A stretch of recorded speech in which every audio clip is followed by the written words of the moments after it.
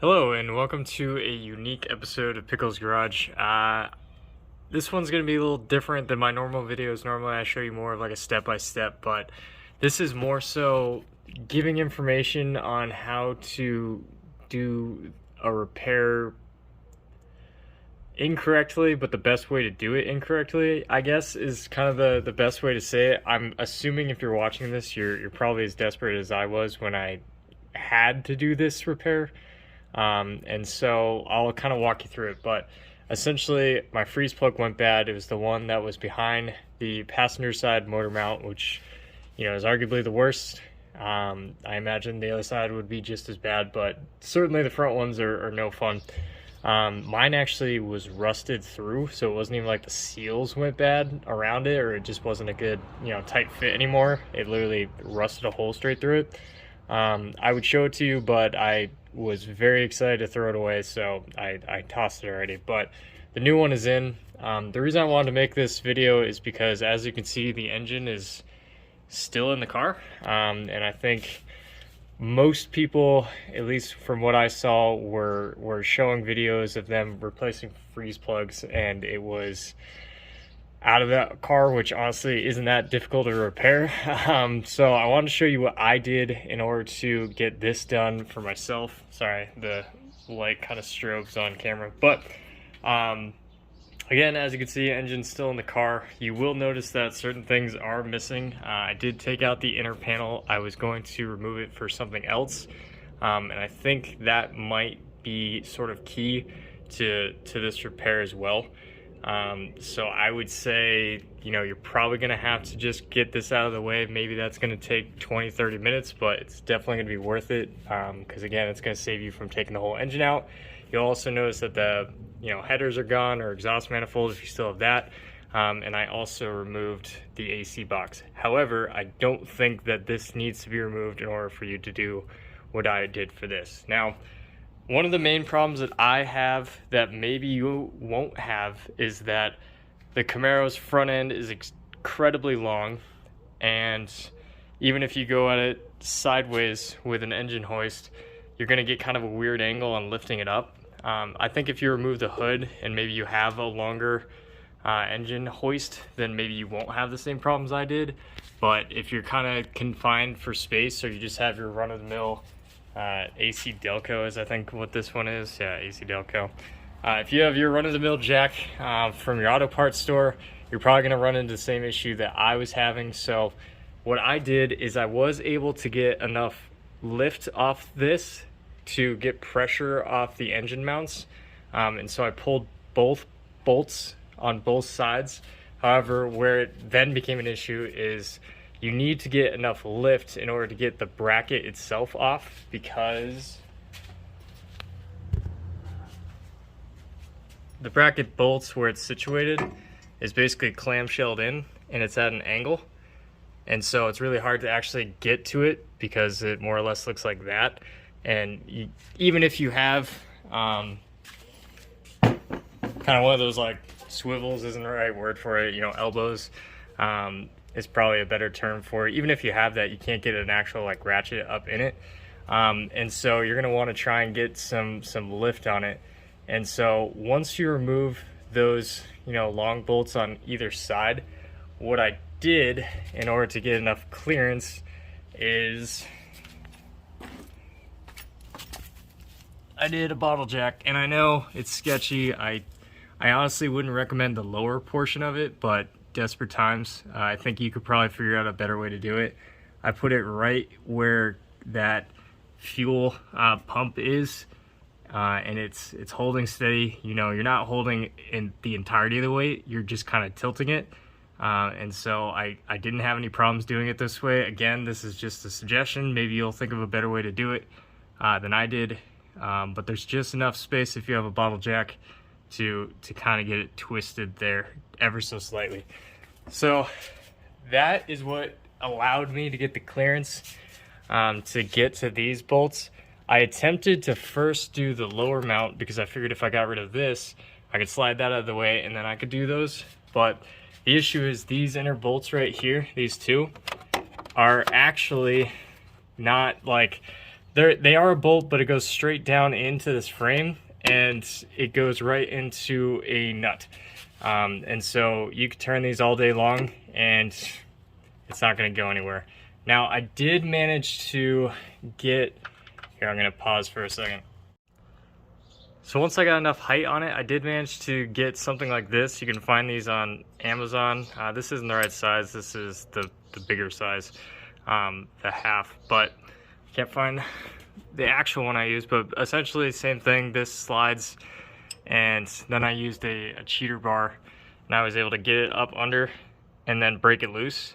And then I was able to, as I mentioned earlier, use this sort of elbow of sorts. I did put duct tape on it, and that just kind of keeps it from rolling too much, keeps it kind of stiff, because it's going to kind of need to be at that angle, so up in, and then you can get that turned out.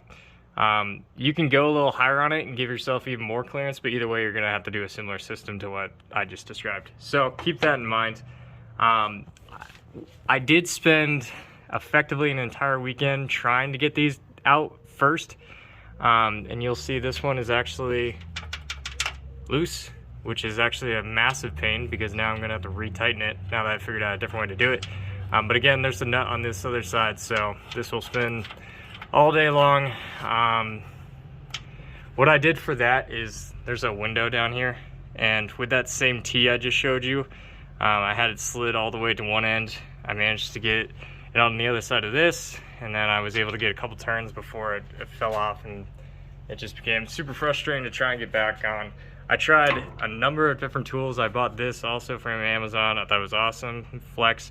I don't know what the actual purpose of this could possibly be, because the moment it went under any sort of torque, it just folded in on itself. It just twisted itself. So I don't know if this is just for the most mundane loose nuts or bolts or whatever possible, but I can't imagine this will ever actually get anything decently tight, because I mean, I started turning and it was probably like 15 pounds and it just started unraveling. So this is junk, except for whatever niche repair it apparently was built for. So I wouldn't waste your time on that. I would definitely get some of these T's, just because there's not a lot of room here. It just gives you that kind of flat surface to have a nut on there and just have a pivot point without having the whole back end of the ratchet there. So keep that in mind.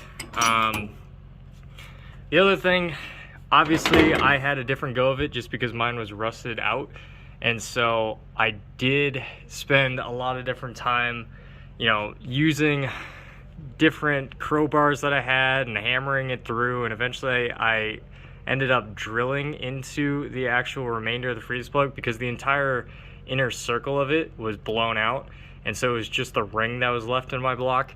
And so I drilled kind of one of the lower surfaces, and then I had like a like one of those sanding rocks or whatever on a drill, and I managed to break it so that it kind of loosened the tension, and then I was able to chip it out. So obviously your experience might be different in that portion of it, so I won't go much further into detail about that. It was a massive pain. I probably spent 3 hours on it. But I did get the new one in. I know a lot of people's concern is probably going to be getting it up in.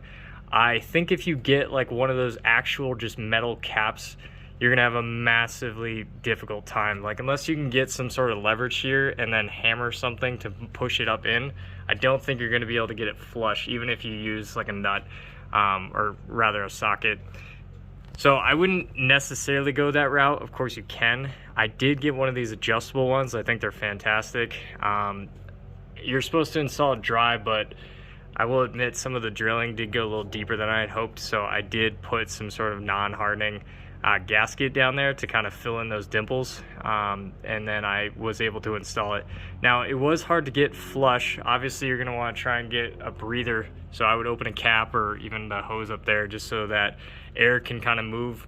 But what I did is I did use a socket in a sense, but I put it's actually the bottle jacks case, one of those cheapo bottle jacks I have down here, which I was super dissatisfied when I bought it, which is why I never use it. But I just opened the case, folded it flat here, put the socket around there, and then I used a jack handle right there As you can see, my combination, that's a size 1, and then the jack handle, and then again I had it on the case, so I had enough leverage, and I just torqued it this way, and it went right in. So I would say it's 100% doable to do this repair without taking the engine out. It's just, you know, gonna take some creativity. Again, I kind of trialed and errored it. There wasn't a whole lot of videos online that showed anyone doing it while the block was still in. So that's kind of why I wanted to throw this together. I'm sorry it's not the actual step-by-step of me struggling through it, but if it was, this would be a 40-minute video, and it would mostly be swearing and a whole lot of not, you know, being productive, because I mean, this took me a couple different weekends of trying to get creative here and there. So I finally got it. I'm happy with that portion of it. I'm gonna go ahead and start slapping it back together and call it a day. But I would say if you're gonna go that route, to recap, you're gonna want to take off your headers, you're gonna want to take out the inner fender. As much of a pain that is, you're gonna want the room. And then, you know, once you can get the old one out, however you need to do that, you know, you're gonna want to lift it up with the bottle jack, get that plate off, get the old one out, and then go ahead and use a jack handle if you have one, to leverage that in. It just puts it nice and square, right there in the peg. So there you go. Again, not my normal video, but hopefully this is still helpful to a few of you out there. So have a great rest of your day. Bye.